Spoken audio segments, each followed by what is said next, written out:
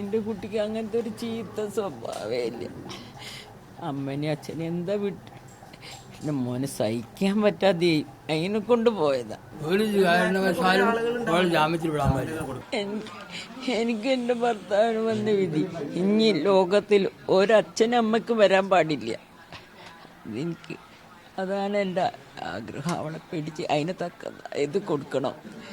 ഇനി ആരും ഇങ്ങനെ അനുഭവിക്കാൻ പാടില്ല. അത്ര വേദന അനുഭവിച്ചിട്ടാണ് ഞാൻ നിൽക്കണമെന്ന് 4 ദിവസം എൻ്റെ കുട്ടീൻ്റെ മുഖം ഞാൻ കണ്ടിട്ട്. ആ ഒരു കുട്ടിയാണ് എനിക്കുള്ളത്. ഒന്നും ഒരു പാവം കുട്ടിയാണ്. ഒരാളോട് ഒരു ചീത്ത തരത്തിൽ എൻ്റെ ഇതുവരെയായിട്ട് പോയിട്ടില്ല. ഈ പോലാന്നും എനിക്കറിയാം. എല്ലാവരും അവനെ അറിയണവരും എന്നെ അറിയണവരും. ഞാൻ തളിയമ്പലത്തിലെ മെമ്പറാണ്, വെടി മെമ്പറാണ്. എല്ലാവർക്കും അറിയാം എൻ്റെ മോൻ്റെ.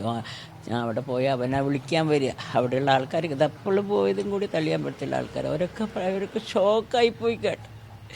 എൻ്റെ കുട്ടിക്ക് അങ്ങനത്തെ ഒരു ചീത്ത സ്വഭാവമേ ഇല്ല. അമ്മനെ അച്ഛനെ എന്താ വിട്ട് എൻ്റെ മോനെ സഹിക്കാൻ പറ്റാതെ അതിനെ കൊണ്ട് പോയതാ. അല്ലാതെ അമ്മനെ അച്ഛനിട്ട് എൻ്റെ മോൻ പോവില്ല. എനിക്കറിയാം.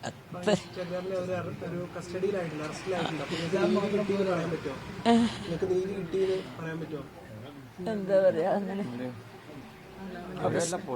പോലീസിന്റെ ഇതാണല്ലോ. ഒരു കംപ്ലൈന്റ് കൊടുത്ത് പോലീസ് അത് അറസ്റ്റ് ചെയ്തിട്ടുണ്ടെങ്കിൽ പോലീസിന്റെ ബാക്കിയുള്ള കാര്യങ്ങളൊക്കെ അവരാണല്ലോ നോക്കുക.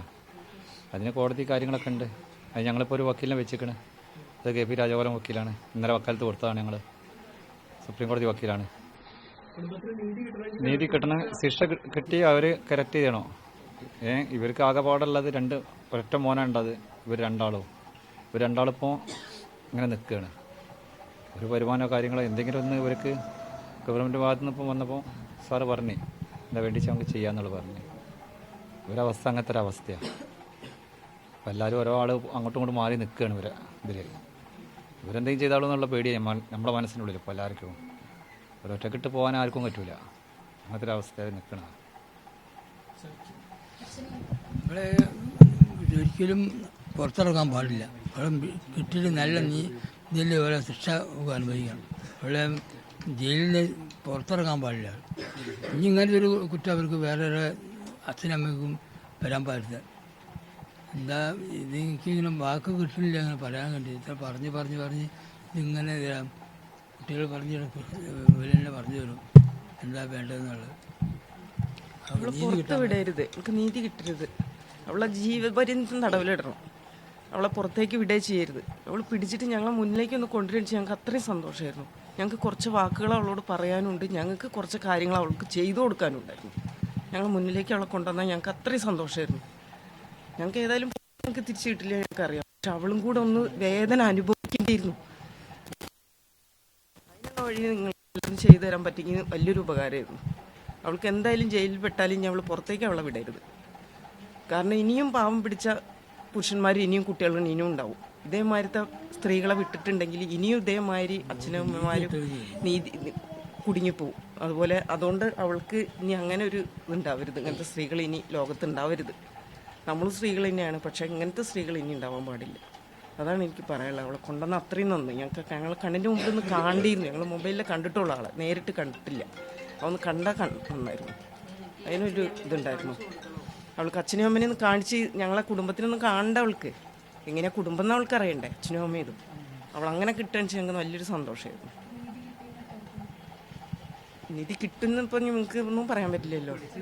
പിടിച്ചു എന്നല്ല പറയണത്. ഇനിയിപ്പോൾ അവരെന്താ ഇതാക്കണമെന്ന് ഞങ്ങൾക്ക് പറയാൻ പറ്റില്ല. കോടതി തീരുമാനിക്കാൻ മാതിരിയാണല്ലോ. കോടതി പറഞ്ഞ അവളെ ജാമ്യത്തിൽ വിട്ടാൽ പോയില്ലേ. ജാമ്യത്തിൽ അവരെ വിടാൻ പാടില്ല. ഒരിക്കലും ഒരു കാരണവശാലും അവളെ ജാമ്യത്തിൽ വിടാൻ പാടില്ല. ജാമ്യത്തിൽ വിട്ടാലാണ് പിന്നെ പിടിച്ചെന്ന് പറഞ്ഞ് നാളെ പറയണ അവളെ ജാമ്യത്തിൽ വിട്ടു തന്നെ പോയില്ലേ. പിന്നെ അതിലെ വകുപ്പും മറ്റേതൊക്കെ പോയി. ഈ ഇതിൽ തന്നെ ഓള് കഠിന ശിക്ഷ കൊടുത്തിട്ട് ഓളെ ലോകപ്പിലാക്കണം. ഓളെ ഒരിക്കലും ജയിലിൽ നിന്ന് വിടാൻ പാടില്ല.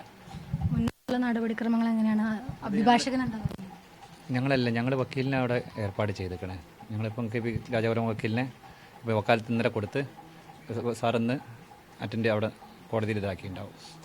അപ്പോൾ ഞങ്ങൾ കമ്പനി വക്കീലിനാണ്ട് വിട്ടുകൊടുത്ത് വക്കീലിൻ്റെ കാര്യങ്ങൾ വക്കീൽ ചെയ്യാൻ വേണ്ടിയിട്ടാണ് ഞങ്ങൾ വിട്ടുകൊടുത്ത വക്കീലിന്. എന്ന് വെച്ചാൽ ഞങ്ങൾക്ക് ഇവിടുന്ന് മൂപ്പരെ ഞങ്ങൾ എല്ലാവരും ആക്കിയത് കുറച്ച് കാലങ്ങളായിട്ട് നമുക്ക് അറിയണ ഒരു വക്കീലാണ്, സുപ്രീം കോടതി വക്കീലാണ്. അപ്പോൾ അങ്ങനെയാണ് ഞങ്ങൾ കൊടുത്തത്.